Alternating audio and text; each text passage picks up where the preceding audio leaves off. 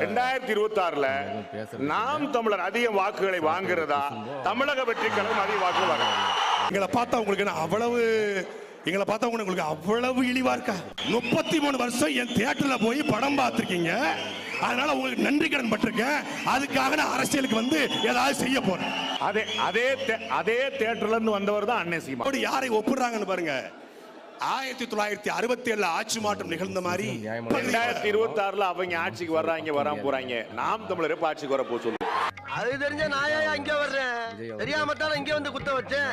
கேள்வி நாம் தமிழர் ஆட்சிக்கு வர போக சொல்லு. வரும் 1967 ஆட்சி மாற்றம் நிகழ்வதற்கு 18 ஆண்டுகள் திராவிட முன்னேற்ற கழகம் உழைத்தது.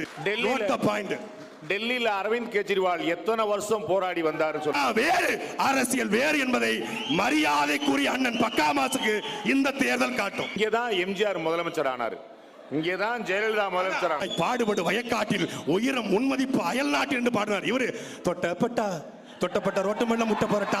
எம்ஜிஆர்லாம் அன்பே வாழலாம் பாடவே இல்லையா? லவ் ரொமான்ஸ் தான் பாடு. அது பாட்டில் நான் குடிக்க அண்டாவ கொண்டா சேசடிக்க. ரொம்ப ஆச்சரியமா என்ன இருக்குன்னு, ஏடிஎம்கே காரங்களை விட எம்ஜிஆர் மத்த கட்சிக்காக தான் ரொம்ப யூஸ். என் ரசிகனுக்கு ஒரு பிரச்சனைனா நான் வீட்டுல வந்து நிப்பேன். கரூர்ல தான் பார்த்தமே, எடுத்தேம்பார் ஒரு ஓட்டம் போலீஸ் ஸ்டேஷன்ல கூட யாரும் ஓடலையா? ஊர்ல உங்களுக்கு தெரியும், எனக்கு தெரியும், அனுமதி மறுத்தது அவர். எனக்கு தெரியும், உங்க ஊர் நான் களத்துக்கு போனேன். உங்க ஊர் ஏர்போர்ட்ல தான் இருந்தார். மலேசியாவில் நடக்கக்கூடிய ஆடியோ லாஞ்சுக்கு முத நாள் இரவு போன மரியாதைக்குரிய பக்காமாசு ஏன் கரூருக்கு சரியான நேரத்துக்கு போகல? தவறான தகவல். உங்கள் தகவலுக்காக காவல்துறையிட்ட 3 மணில இருந்து 9 மணி வரைக்கும் டயம் சொல்லியிருந்தாங்க. அந்த டயத்துக்குள்ள அவர் போயிட்டார். 7 மணிக்கு அங்க இருந்து